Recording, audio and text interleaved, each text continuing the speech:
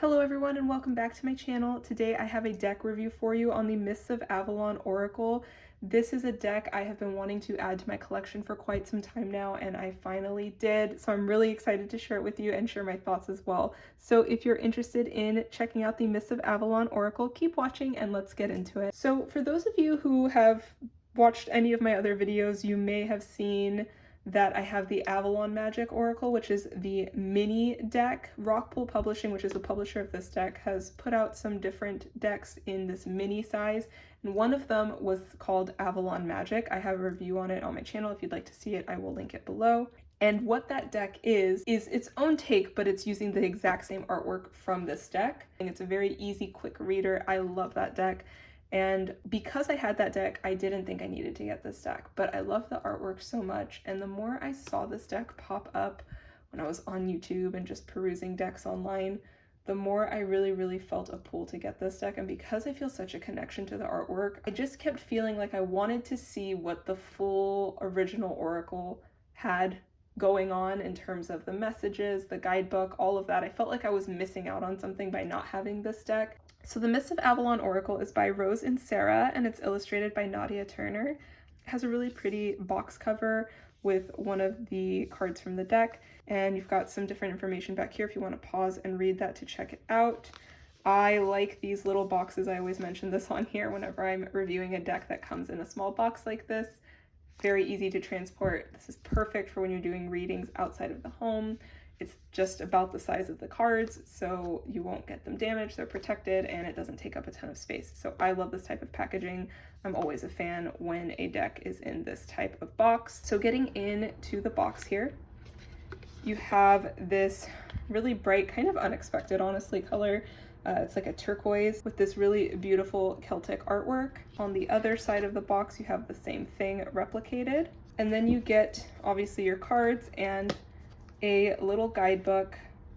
We will get into the guidebook momentarily. I'm just going to get into the cards first. You can kind of see fingerprints a little bit on this because of the dark color of the backings, but I love these card backings. I think they're so beautiful. You just have these simple little crescent moons. I love the color choice, and then the Triskelion, not sure what the right pronunciation is at this moment, I'm blanking, but you have this really beautiful Celtic symbol in the center of the card backings. So I love the simplicity of this. In terms of the card stock, standard Oracle size, I would say, and it is pretty flexible. It's a decent card stock. I like this. I think that it's nice. It feels sturdy. It doesn't feel cheap or anything. So I like it. And in terms of how it shuffles, it is a standard Oracle size, so it is a little on the bigger side, but nothing unmanageable that you cannot shuffle. I do have larger hands, so I always kind of preface with that because I have a little bit easier of a time shuffling Oracle decks. Oracle decks of this size, the standard Oracle size, aren't typically an issue for me. When they get bigger than this, then it's really unrealistic for most people. But this is a good size in my opinion, and you get to really see the artwork with this size of cardstock. So getting into the cards, I will say there is not a lot of cards in this deck. That is probably one of the drawbacks. I think that the cards in here are really beautiful, so it doesn't bother me per se, but it would be nice to have more. I think there's 36 cards in this deck.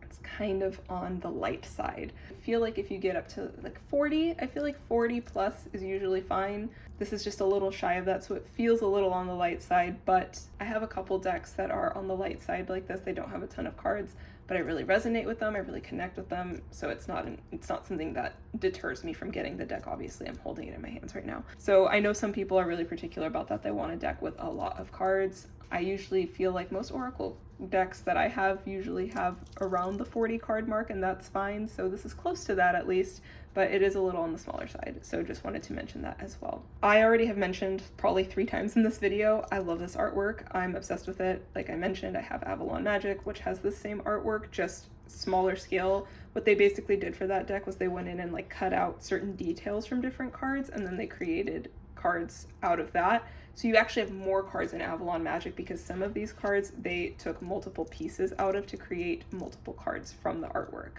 One of the things that's cool about this deck in particular is that you have keywords on each side of the card. So for example, with Excalibur, you have sovereignty, power, action, and truth.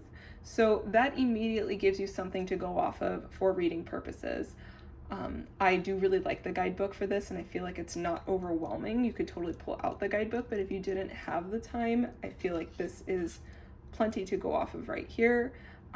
If you wanted to read more intuitively rather than using the guidebook. I really like the messages of the guidebook, so I do recommend using it, and I will get into that after I show the cards, but just something to keep in mind. So let's get through all of these so you can see how beautiful they are. So if you are into Arthurian legend at all, you are going to like this deck. It's something that I have been getting into for the last year or so, and I think that's why I feel such a pull to this deck and this artwork.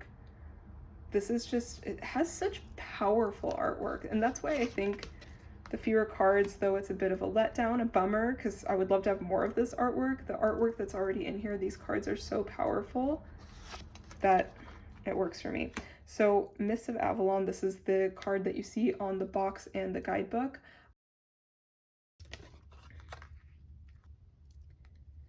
I just love how enchanted and ethereal and truly mystical this artwork feels.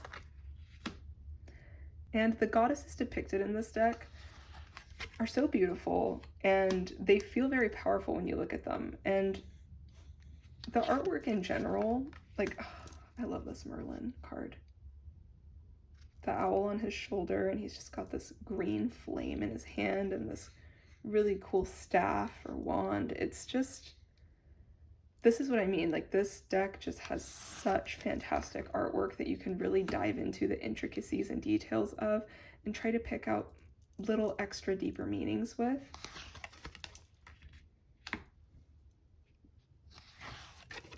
And I feel like this deck adds a little magic into your day. It just brings something really special. I love this card, the White Spring. So beautiful. And every time I look at this deck or the Avalon Magic deck, because it's that same artwork, it just makes me really, really, really want to go to Glastonbury. I've never been, but I am dying to go. It just seems like such a cool, beautiful place to go. And every time I watch videos of people traveling to Glastonbury, it just makes me want to go more.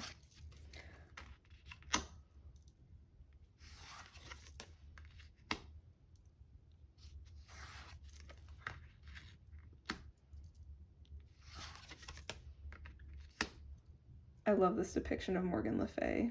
Just something about her face, and even just this raven with the staff. Super powerful card. This looks a lot like Arthur in the show Merlin, if you've seen it, so it works a lot for me because that's what got me into Arthurian legend. But it's not identical by any means, but it's resonating. I love this Holy Grail card. Really pretty with all the little flowers behind it. That's what I mean. There's just lots of mystical energy in this deck. And I love all of the Celtic symbolism you can find throughout the deck. This is such a beautiful card, Chalice Hill.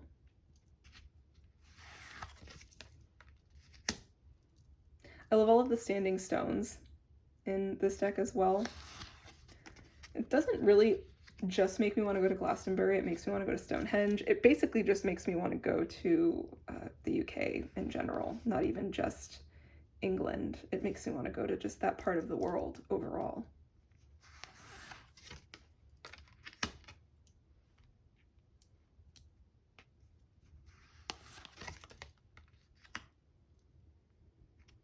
I've noticed that with this deck, I've already had like such crazy little synchronicities. There are little things that have popped up when I've done readings with it, so I already personally feel such a connection to it, and I just live for when that happens with a new deck where you're already feeling connected to it. It's like, okay, I know this is going to be an integral deck in my practice. I'm going to utilize this deck and work with it quite a bit. So those are all the cards. Very, very beautiful. So let's get into the guidebook. So this guidebook is small, but it's so cute. I know that's maybe a weird thing to say, but I just feel like the paper is like this slightly yellowy color, and I love that the images are color. this green trim, and then the other cards have this Celtic knotwork in the corners, and you have like the Old English really large capital first letter for each card. And so it just feels, even though it's just like this little paper guidebook, it feels very mystical storybook like to me. I feel like they did a really good job of taking just like a basic paper guidebook and making it feel special.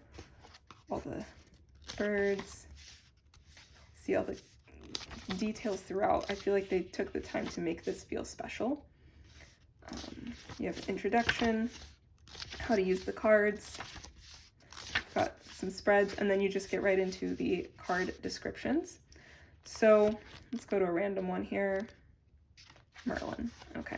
So you have the keywords that are on each side of the card listed right here beneath the name of the card. So magic, alchemy, equilibrium, and perception. And then you have like this little, I don't know, it's not a quote or a saying, it's just like a quick little blessing almost. And this one says, magic naturally awaits and is a constant. If you allow yourself to believe, seek and allow it to find you, so it shall. And then you have the message of the card. And then you have a little information on Merlin. I'm not going to read all of this, but it breaks down a little bit of backstory on Merlin, and then you just have a quick little, I guess we'll call this an affirmation here. I create magic moments. So that's a cool thing you can kind of carry with you, recite that little saying. If you pull this card for yourself, you can, recite it throughout the day, make it maybe one of your mantras you focus on that day or for that week, however it is that you do your readings, how much you space them apart, what have you. But I really like how simple this guidebook is. It gives you just enough information where it feels meaningful and intentional. It also gives you backstory without feeling like you have to carve out a ton of time to do a reading with this deck. So I love a deep dive deck, but I also love decks like this where not to say that you can't deep dive with this on your own, but in terms of the guidebook itself, you're not going to have to, if you pull a few cards, you're not going to have to set aside a bunch of time to sit and go through the guidebook and read about each of those cards. It gives you just enough information where you can understand the card, I feel a pretty deep message that you can really connect with, and then you also get some backstory on the character in the card or whatever energy is being depicted in the card, which I really enjoy. I think that this guidebook overall is very well rounded and just enough for this deck to feel very complete. So what are your thoughts on this deck? And I would love to know if you have this deck, or even just looking through the flip through, what's your favorite card, or what are a couple of your favorite cards in this deck? I hope you enjoyed this review of the Mists of Avalon Oracle. If you have any questions at all, feel free to post those in the comments section below. And thank you guys so much for watching. Until next time, take care and be well. Bye.